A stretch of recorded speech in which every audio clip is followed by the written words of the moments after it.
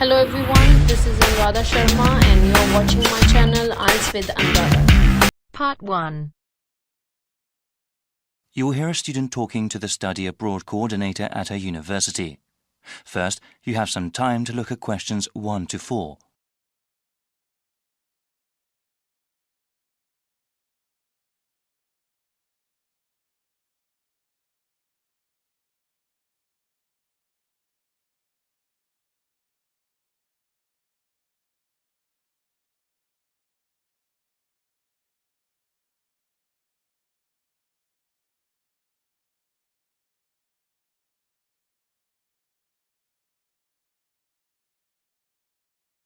Now we shall begin. You should answer the questions as you listen because you will not hear the recording a second time. Listen carefully and answer questions 1 to 4. Hi Leela, please sit down. So you were interested in studying abroad next year, right? Yes, that's right. I've always wanted to live and study in South America. Okay, well, I have to go over a few things with you first, Leela. Once I get some information, I can tell you about studying abroad. What is your last name? Kim, that's K-I-M-H. Okay, now, when are you interested in studying abroad? I want to study my entire third year of university abroad. Wow, that's a long while, but well worth it. Have you ever lived or studied abroad before? Yes, I took a summer language program in Buenos Aires, Argentina. Will you be applying for financial aid for your year abroad? I think I will be. Living costs are lower in South America, but plane tickets can be very expensive. What kind of degree do you want? I plan to obtain a Bachelor of Arts in Spanish and Latin American history. I'm especially interested in how countries there became democracies. That sounds very interesting. Do you have any idea what countries you want to study in? I think I'll do one semester in Bolivia and then another semester in Peru. That's all the basic information I need. Just ask if you need anything else. Before you hear the rest of the dialogue, you have some time to look at questions 5 to 10.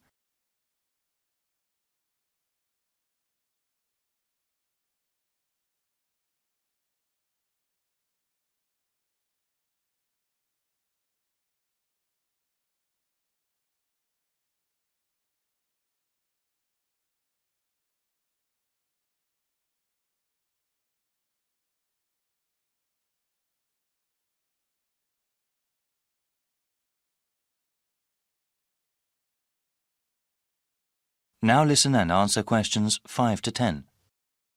Now, Leela, there are some things I have to explain to you about going abroad for a year. You know that it can be difficult at times.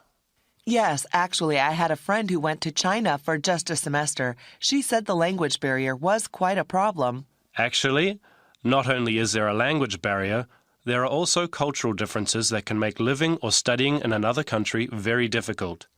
You mentioned going abroad before, but over the course of a year, some people can experience severe loneliness. I think I'm prepared to deal with that. Also, you have to be organized when it comes to applying for your study abroad program. Our university here may not accept every course you take abroad.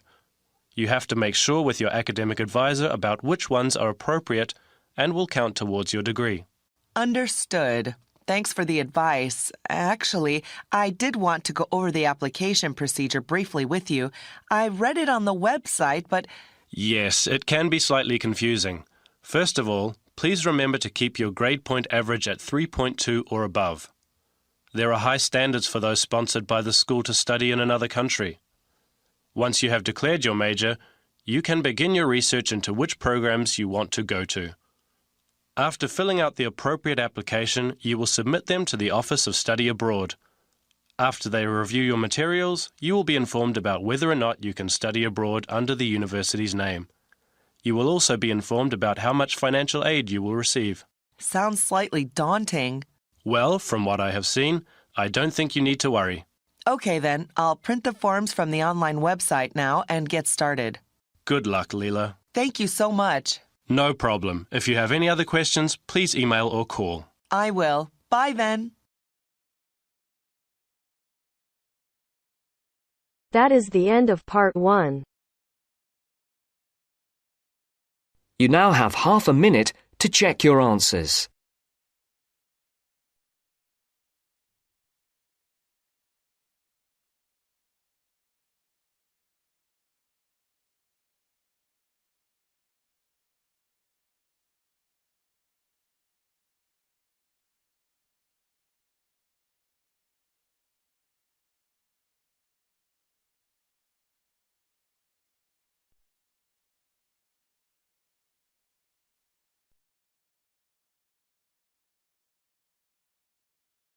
Now turns to Part 2. Part 2. You'll hear an orientation given to new students about technology services on campus. First, you have some time to look at questions 11 to 15.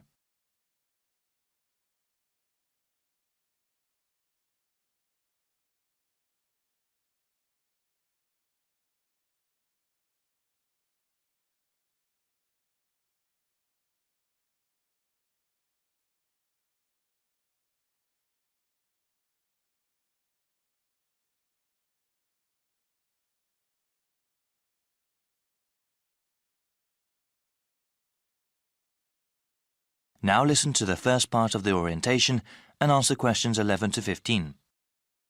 Good morning, everybody. I hope everyone has enjoyed orientation week so far. I know that you all have been getting quite a bit of information, but I really do need to give you some more regarding the Information and Computer Services, ICS, here at Kudrow College. I've been here long enough to remember when kids hauled their typewriters around. Having a computer, whether it is a desktop or laptop, is now indispensable. They are so necessary, in fact, that our school is willing to help students with financial aid, if they need it, in order to purchase a computer. If you want to know how the school can help you get a computer, please visit our website or the IECS Centre.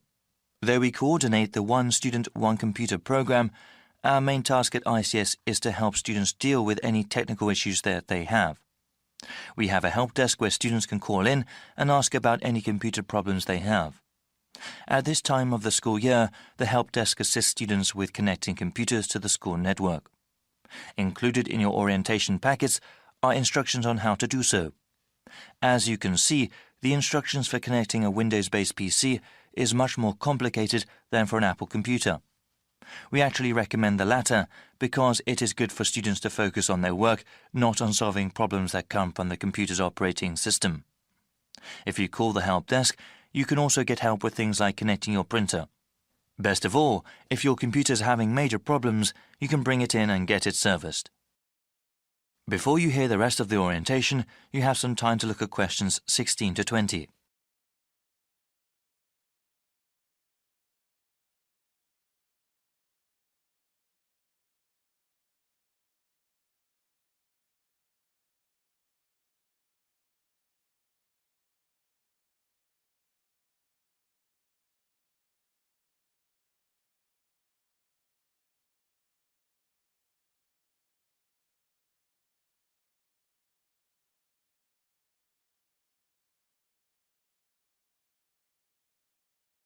Now listen and answer questions 16 to 20. I will tell you how to bring in your computer if you have any problems with it. If I'm not there, you can talk to the full-time attendant, Jacob. That's Jakob, Bianchi. Jacob has many years of experience in computer service. Please feel free to ask him anything. He is there Monday through Friday and can figure out what you need help with. We are located in Taylor Building. Our extension is 7760. This year, we also have extended opening hours. We are open both weekdays and weekends.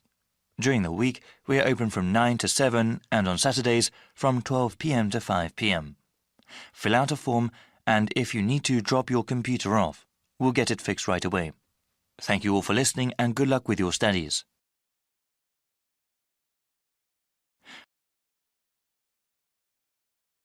That is the end of Part 2.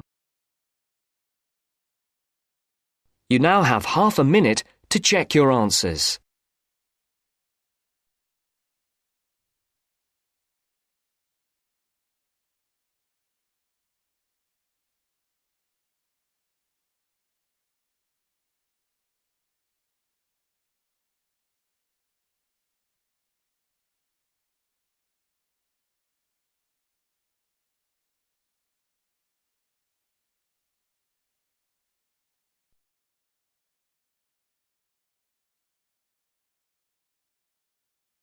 Now turns to Part 3.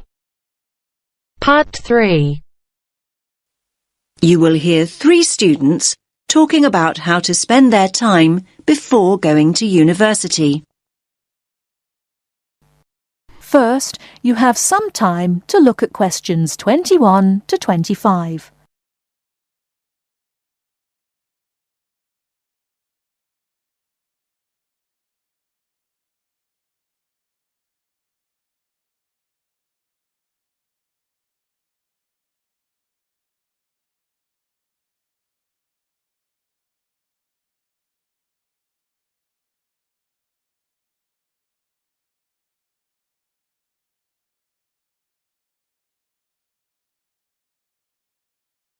Now listen carefully and answer questions 21 to 25. What's that you're reading, Matt? Oh, hi, Tara. It's an article about taking a gap year before going to university. Is that what you're thinking of doing then? Well, I hadn't really considered it as an option, but reading this has got me thinking. I'm looking forward to starting at uni, but I wouldn't mind a bit of time to myself first. Hi, guys. What are you talking about? Hi, Sandy. How's it going? Matt's reading about gap years. He wants to put off going to uni. I think a gap year's a great idea. I'm definitely thinking about it. Are you? What would you do with the year? Well, the programmes I've looked at involve volunteering of some kind. I wouldn't want to just go travelling for a year. I couldn't afford that anyway. The idea would be to work and help people, but more importantly, to grow up and come back knowing more about the world than I do now. Obviously, I'd choose somewhere hot and sunny. So, what exactly is volunteering? I mean, OK, I understand it means doing something for nothing, but what does it mean in terms of a gap year? Yeah, it means working with programmes in countries where people need support or some kind of aid. I bet your mum and dad aren't quite as enthusiastic as you are about all this. On the contrary, they're really supportive. They can see all the pluses. They realise that I don't know exactly where I want to be in 10 years' time. They think it'll give me time to figure things out and not make decisions I might regret later. I think I'd be worried about how the university look at it, though. Don't you think it suggests you're just putting off studying? Definitely not. Our tutor told us that a lot of universities encourage students to take a gap year. They see a year away growing up and maturing as an asset. Students arrive in higher education with an extra year of life experience, depending on what you do with the time, obviously. Yes, I can see that tutors might like having a few well-travelled students around. I mean, ones that have a more developed perspective. I think they also appreciate that students who come back from a year away, doing something worthwhile, have a stronger sense of direction and a clearer idea of what they hope to achieve. They probably speak at least a few words of another language too. The most important thing for the unis is that students are motivated. So anyway, what does your article say about the options? Do they suggest where students should go on their gap year?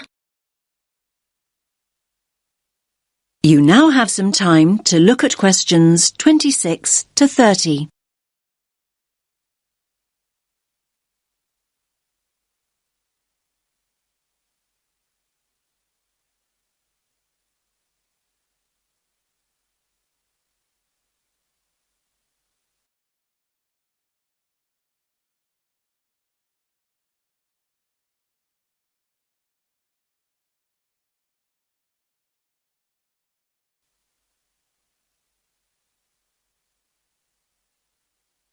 Now listen to the rest of the discussion and answer questions 26 to 30.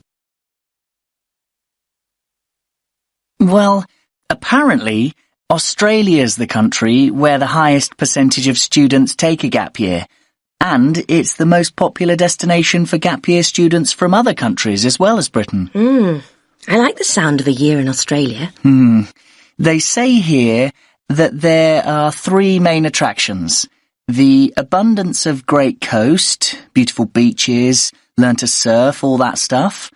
Then there's the amount of time you can spend enjoying outdoor activities, like hiking and loads of sports. And thirdly, the cosmopolitan cities, especially Sydney, which apparently is awesome. It's a great country for young people because there's so much to do. Loads of adventure, and sunshine, obviously. Sounds good to me. Unfortunately, it says here the cost of getting there in the first place can be prohibitive. However you make your way there, it's expensive. Unless the bank of mum and dad help out, that is. Then, look, they also mention various places in Africa, but they single out Ghana.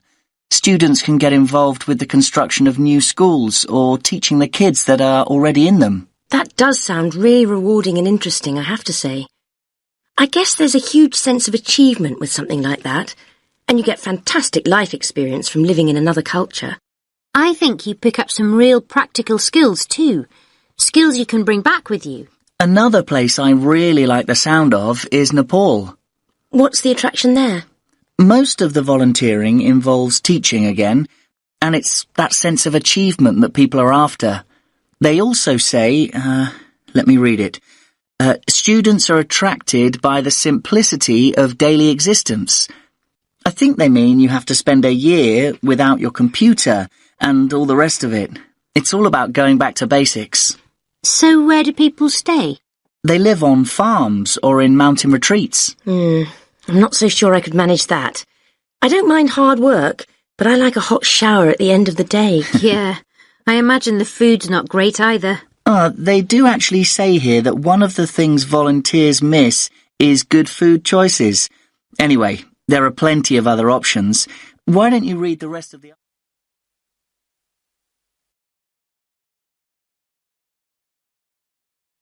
That is the end of part 3. You now have half a minute to check your answers.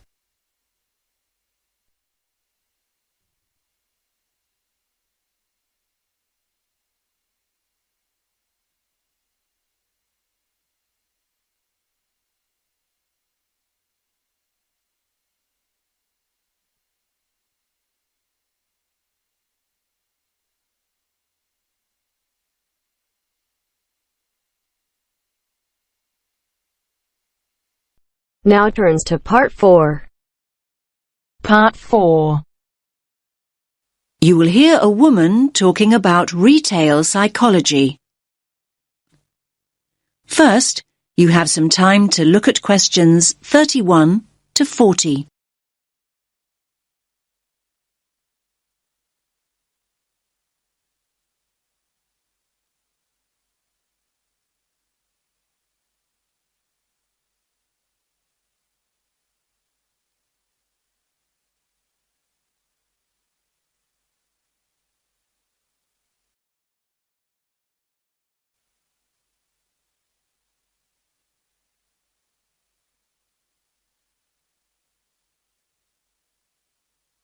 Listen carefully to the talk and answer questions 31 to 40. Hello everyone. Let's get started on the final lecture in our module on retail psychology. Today we're going to focus on supermarket layouts and how retailers display their products to encourage us as customers to spend as much of our money as possible. It's an interesting topic. Now, most of us don't actually realise that the layout is deliberately designed to make us part with our money. But in fact, millions of pounds are spent on research into the psychology of shoppers and what motivates us to buy. So, let's have a look at an actual supermarket layout. Now, here's the entrance to the store, just here. This area immediately around the entrance is what retailers refer to as the decompression zone or the dead zone. This is where the customers recover from the environment outside. And by that I mean this is where they adjust. For example, the place where they might put their keys in their pockets or take off their sunglasses, these kinds of things.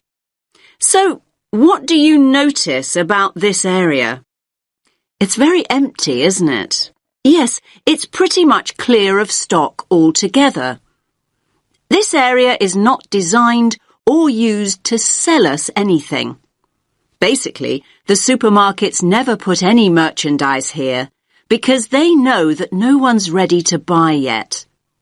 However, the retailers want their customers to feel comfortable. If they're in a relaxed state of mind, they're much more likely to stay longer and spend money. Now, let's look back at the entrance again. Now, it's interesting, but we know that 3/4 of us look right not left when we go into a supermarket. So, 75% of people. This gives the supermarkets a great opportunity to hit us with promotions and offers. So, near the front door, you might also find what we call the dwell zone. The dwell zone is the area on the right-hand side by the front door where you are encouraged to relax and browse. You will usually find newspapers and flowers here to help you do exactly that. Moving on from the dwell zone, we come to the power aisle. Basically, it's the main route customers return to after venturing into nearby aisles. And so this is the area of the supermarket where the strongest offers are displayed. So, you might see a sign that reads barbecue time, and you'll see all the items you could possibly need for a barbecue. The charcoal, the sauces, the skewers and the drinks, everything you need, all in one place. Were you planning a barbecue before you went shopping? Do you even have a garden? Yes, the power aisle has a very powerful effect on sales, even though most of us don't even realize we are being sold to here.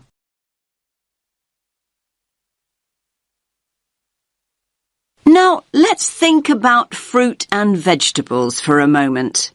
They're always located towards the front. Now, why do you think this is? Yes, fruit and vegetables are always at the front because it gives the supermarket a healthy image. And let's think back to flowers and newspapers.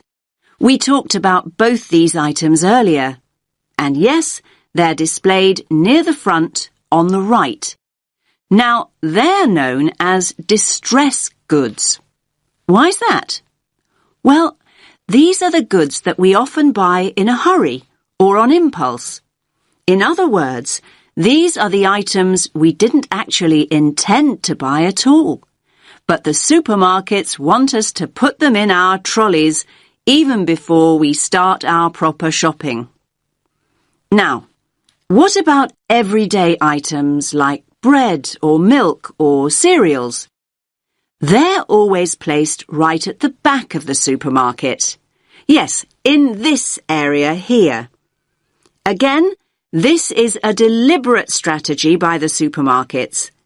Basically, they want us to walk through the whole store to get them in the hope we will buy other things on the way.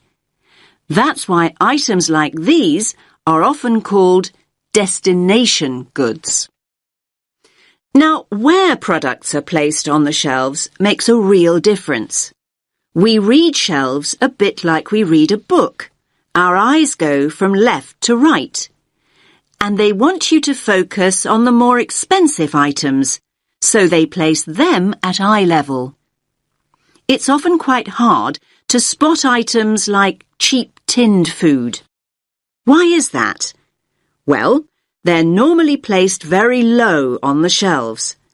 Basically, the supermarkets don't want the cheapest products to be the ones you see first. Finally, let's have a look at the checkout area here. Now, we all know that sweets are deliberately placed within the reach of children at the checkout. But all kinds of things are displayed at checkouts these days. In fact, supermarkets can change what's on offer almost by the hour. It's a quick and easy way for them to rotate their stock. So, if the sun comes out, the checkout is an ideal place to display sunglasses. And if it rains, umbrellas can be placed there instead. Now, does anyone have any questions?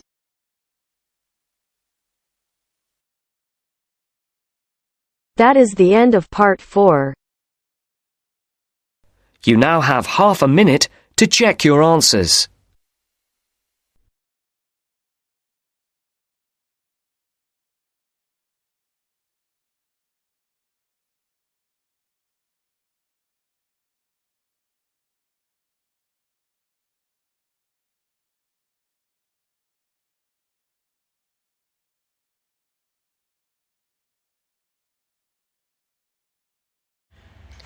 Thank you for watching and stay tuned for more videos.